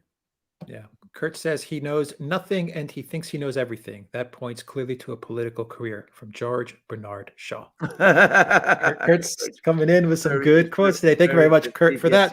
While we're on Russia, what is up with Putin? What is up with some of the decisions he's made, Alexander Putin? He's talked a little bit.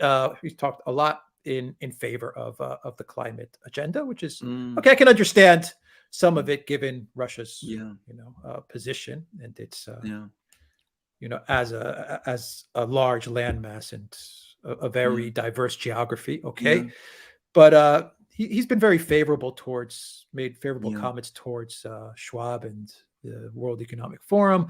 He's also kind of gone the way of QR coding it and stuff like that. What do you think of those moves? Well, I mean, I think does that play into the Putin is a globalist? He's also part of the club narrative? Right. No, I don't think he is exactly. I mean, there's always the overarching geopolitical conflict, which is, it's real. All these moves, all these military moves, US bombers flying within 20 kilometers of Russian territory. That's real. That actually happens. The duel over Ukraine is a real one. So there is a geopolitical conflict. There's also an awful lot of Putin, and he's been actually, again, he made that point, by the way, in that foreign ministry speech.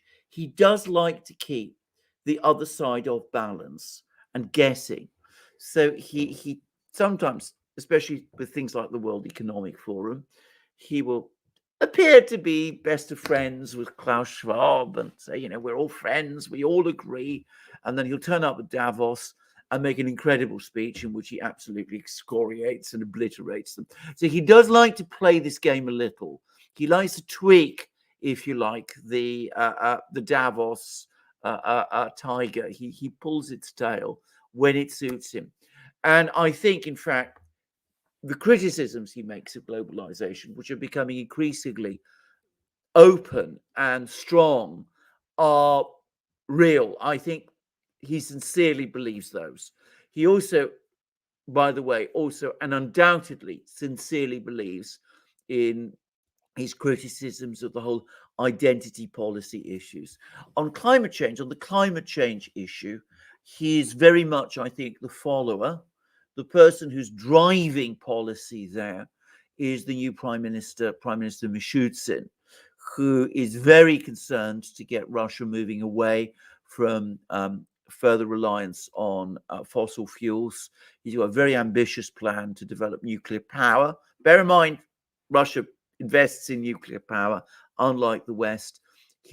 They're trying to build up Russia as an engineering center for nuclear power, for the nuclear power industry. And Mishustin has a very ambitious plans for a technological change. And I think this talk about the climate issue plays into that.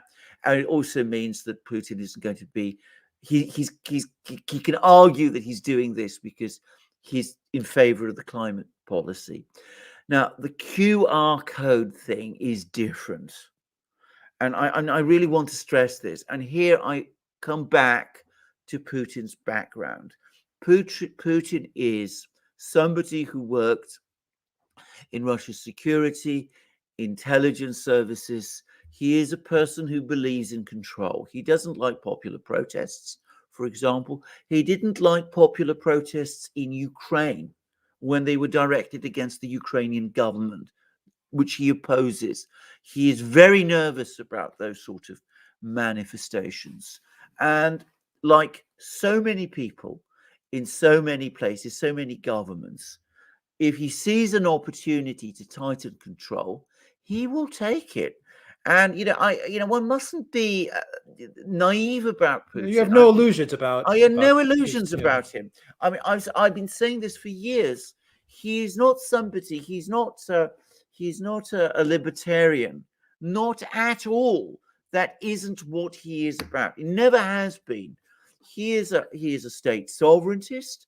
He is somebody who defends Russia, but he is somebody also, as I said, who has a very strong desire and wish to preserve control, including social control. And that's the reality of him. So, I mean, I think you have to understand that and not have illusions about him. Don't assume that on everything he is on your side. It isn't like that. A follow-up question. Lessa, welcome as a Duran member. Good to have you with us, Lessa Henderson. A follow-up question. Does the Kremlin, and this actually plays with Eastern European countries as well, the governments there, but let's focus on Russia. Yeah. But these governments, given their past in as being communist nations and being behind the Iron Curtain, do people like Putin or people like Orban or in Hungary or in any of the former Soviet satellite countries, don't they also worry, though, that their people will look at stuff like QR codes and reject them to the point that they will get protests and they will have pushback that could destabilize? I mean, doesn't he also think of that as well? That, France or Greece, the US, these countries could be different because they never lived under communism. So they don't know what's about to hit them.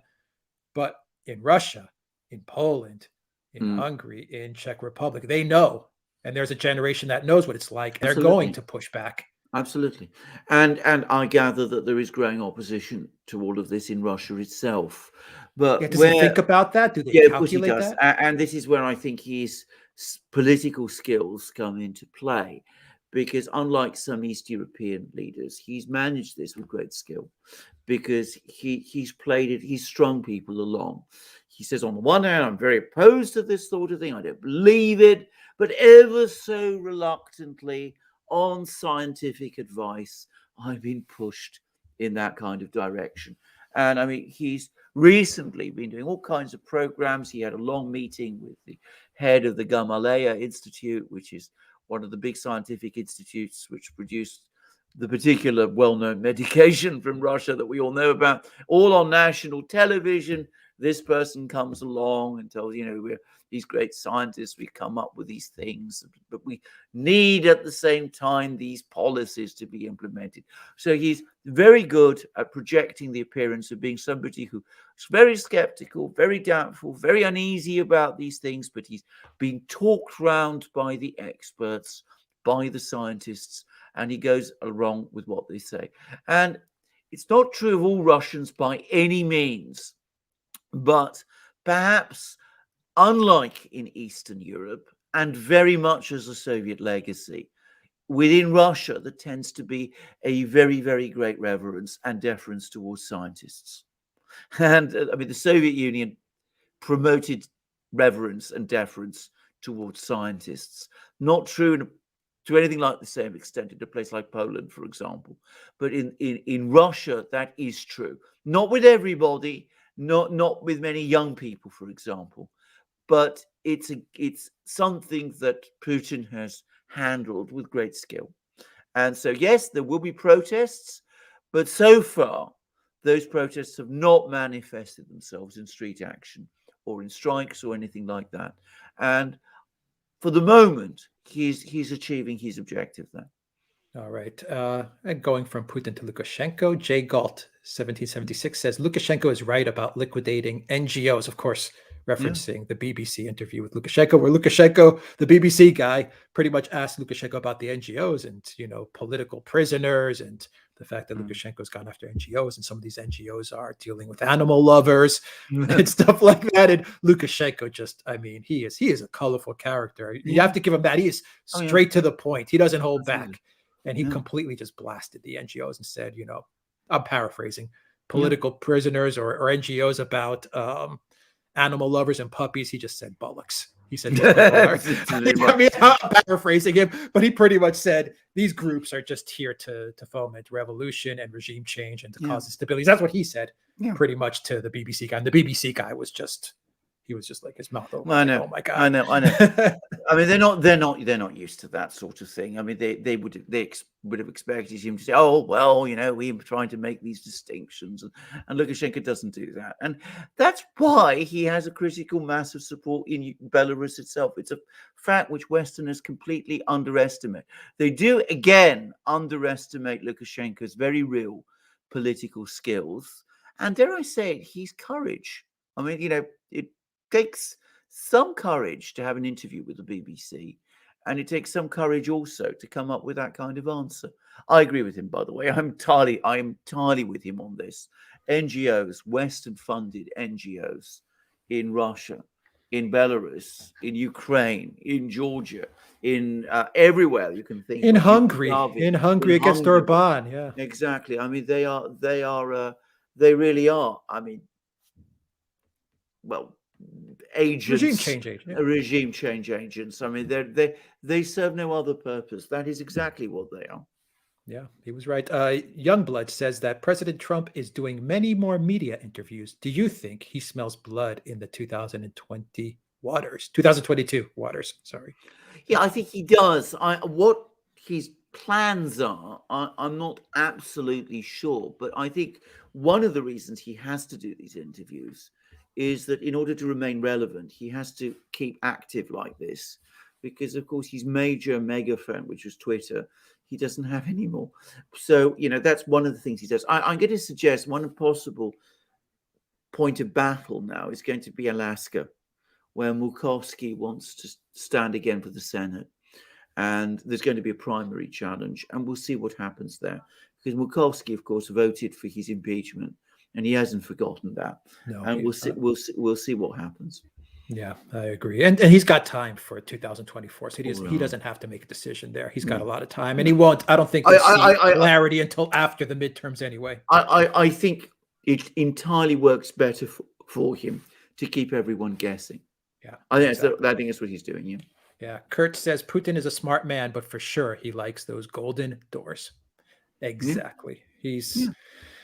It's a dangerous tightrope that he's walking, but if anyone can walk that tightrope, Putin is probably the best able to do that. Absolutely. And Turia says that Orban is also terrified and makes baby steps with great care.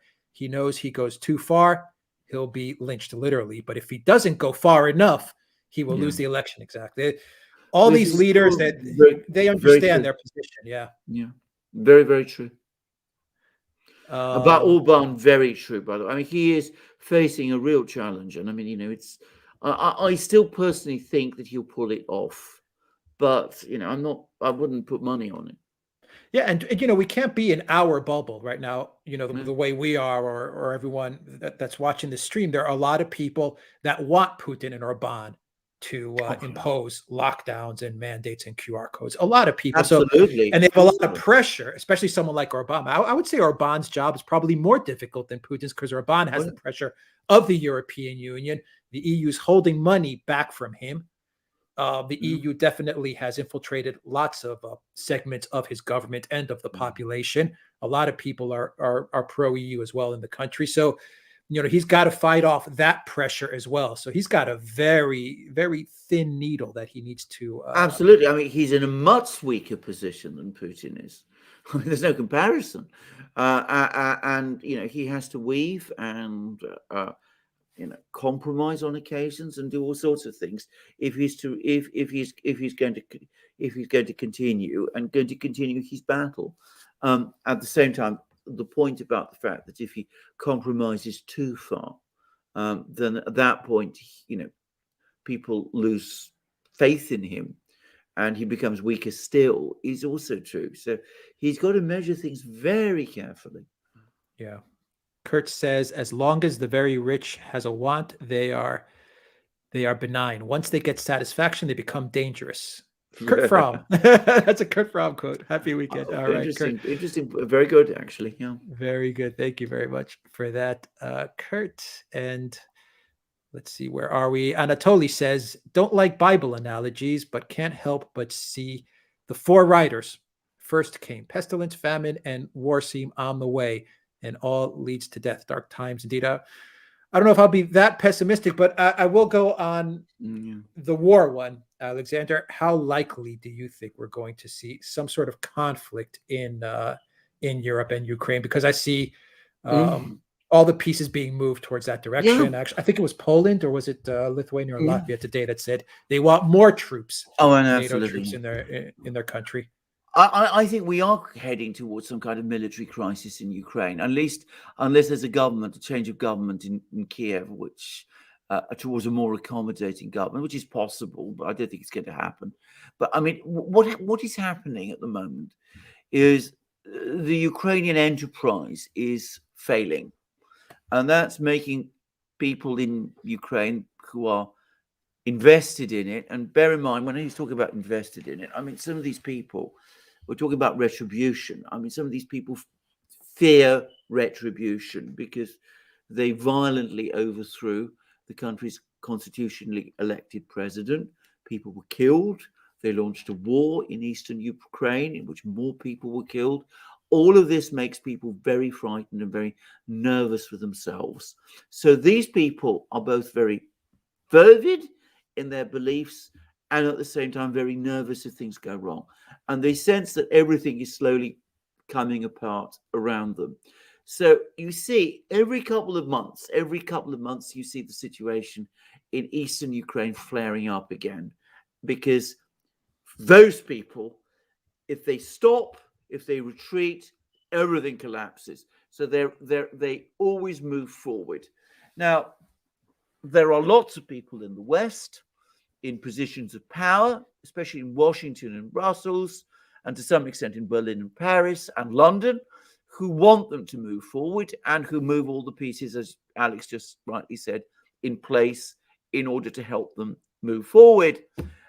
At the same time, you get the White House, some of the people in the White House who see things going to the brink. They then become scared. They contact Putin. There's a summit meeting, and we're going to have another apparently Putin-Biden summit meeting in a few weeks in an attempt to diffuse the situation. This can't go on indefinitely. Sooner or later, something's going to give. I mean, you can't bring us to the brink of war and then call it off all the time. Eventually, someone will make the first move. And then, of course, the situation will indeed escalate out of control. Yeah, I think that move will come from Ukraine. I think they'll reach a point where things will get so bad or desperate. Someone is going to just say, you know what, let's go for broke. Like we said in the last video, let's just go for it. Yeah. And it's going to lead to disaster. Absolutely. That is definitely what I think. Yeah. Let's see here. From Raphael, the West wants to keep Russia on their toes. What They do not understand Russia is never resting. The statement will live forever. Putin is the best so far. That's a quote from Putin. Yeah, true enough. Yeah, thank you, Raphael, for that. That is a good quote. And Rich says, U.S. tech decline came in the 70s when Japan and the USSR respectively took leads in semicon, automotive, and telecom in Japan's case, weapons and material science in the USSR's case. Absolutely, yeah. All right. And those are the super chats. Those are the questions that we've gotten from everybody. And let's see if there's anything in locals real quick. Alexander, Putin is realpolitik, says Alan Watson. Yes. Leafy Bug says the West has massive weapons procurement issues. The military-industrial complex is getting so large that it's killing its host. It's true. Absolutely true. I mean, there's a lot of that's a huge topic to discuss, but that is absolutely correct. I mean, with every single cycle in weapons procurement, the costs grow and fewer weapons, the less of the weapons are produced. That is exactly right. And it's now affecting operational capabilities. I mean, it's becoming increasingly difficult, for example, for the United States to build nuclear-powered submarines, which is one of the linchpins of American power. And I was reading recently that because they can't continue to produce nuclear-powered submarines, in order to replace those that are going to become obsolescent and have to be taken out of service over the next 10 years, we're going to see a dramatic shrinkage in the size of the US nuclear-powered submarine force, even as procurement costs in this area grow exponentially. It's an astonishing state of affairs. Yeah. Degar says, I still have hope for the U.S. when we have people like Masters, J.D. Vance, Joe Kent, Green, willing to fight. And for goodness sake, people need to stay away from the corporate media. It's the worst. I agree with that one. Yes. 100%. The corporate media is absolutely toxic. Vienny also says, China bought $2 trillion worth of treasury bonds during the global financial meltdown, and the U.S. started monetary easing. That's how close China came to the Plaza Accord effect. Then Xi Jinping took over. Absolutely. Quite true. That's exactly excellent comment there. Yes. And Evgeny also says, I love Russia's doomsday submarine. Yeah. And that's everything. Murkowski will survive. She won a write-in campaign after losing a primary, says Sue. Yeah, I know. It's going to be very difficult. Very, very difficult to dislodge her. But we'll see what happens. She's establishment. That's for sure. Yeah. That is... And she has the support of Mitch McConnell and the Republican leadership. I mean, they made that already clear. So it's going to be very, very difficult to dislodge her. Yeah. And Alid says NGOs were subverted and used within the UK to promote the EU prior to the referendum. Still are promoting them. So absolutely. The UK has an NGO problem as well. Oh, absolutely. Of course it does. Every country does. Yeah. And Vanstone 2000 Super Chat says, if Trump wins in 2024, can he do 2 terms or is he limited to 1? I think he's limited to 1. That's my understanding. I'm 99% sure, but if someone in the chat may want to correct me, but I think it is. I'm fairly sure it's 1. Rich says here in his Super Chat, there is a militant opposition among Italian industrial base to go past industrial like UK, France, and the US. Well, there you go. I hope that organizes and manifests itself. It has in the past in Italy. We'll see whether it succeeds this time. Yeah. And Aussie Male Tubers YouTube Super Chat says, hi, Alex and Alexander. Thanks as always. Australia's weekly freedom rallies continue. Melbourne last week had 200 to 450,000 voting public. Sydney had 100,000, is expecting to have 200,000. 27-11. Yeah. Dan Andrews is going to win re-election, though, in Victoria, from what I understand. Yeah. But from what I understand, Alexander, his controversial bill is facing difficulties passing, but he's trying to get around that. We'll see what'll happen. We're going to watch that closely. Obviously, but big turnouts in Australia. And the final Super Chat from Valley S says, how are those little girls doing? When can flourishing, keeping us awake at night. They do that all the time. They're marvelous. They're wonderful. They're beautiful. They're a joy. Even when it's 4:30 in the morning and they're shouting their heads off, there's still a joy. All right, and let me just make sure I got everything. I think I did. And Leafy Bug wants to know what comes after Erdogan. That's a good question. Very good. I to be honest, if I could answer that question, I would be a very happy man. I don't know. I really don't know what comes after Erdogan. Whatever you may say about him, he has changed Turkey. And we're not going to go back to the status quo. We're not going to go back to what existed before him.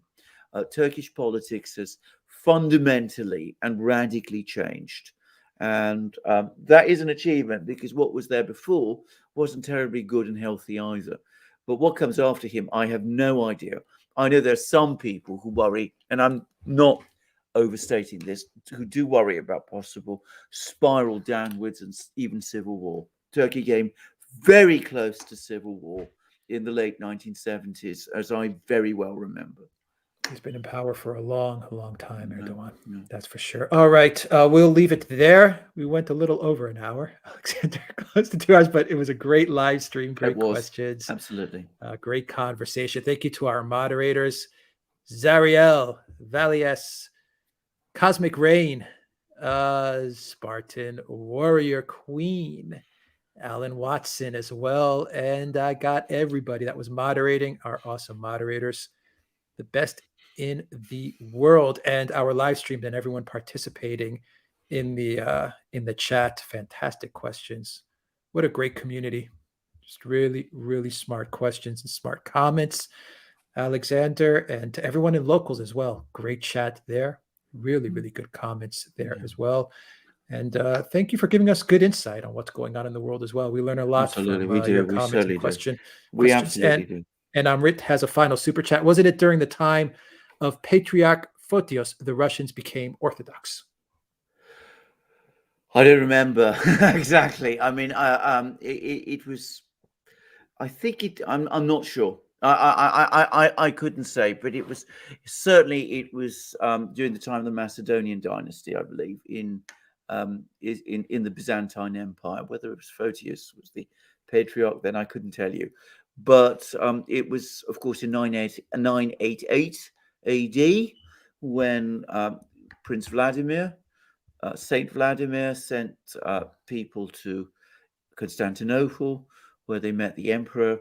They saw the services in Hagia Sophia, and they reported back to St. Vladimir that, they felt when they were there that they'd been transported to heaven.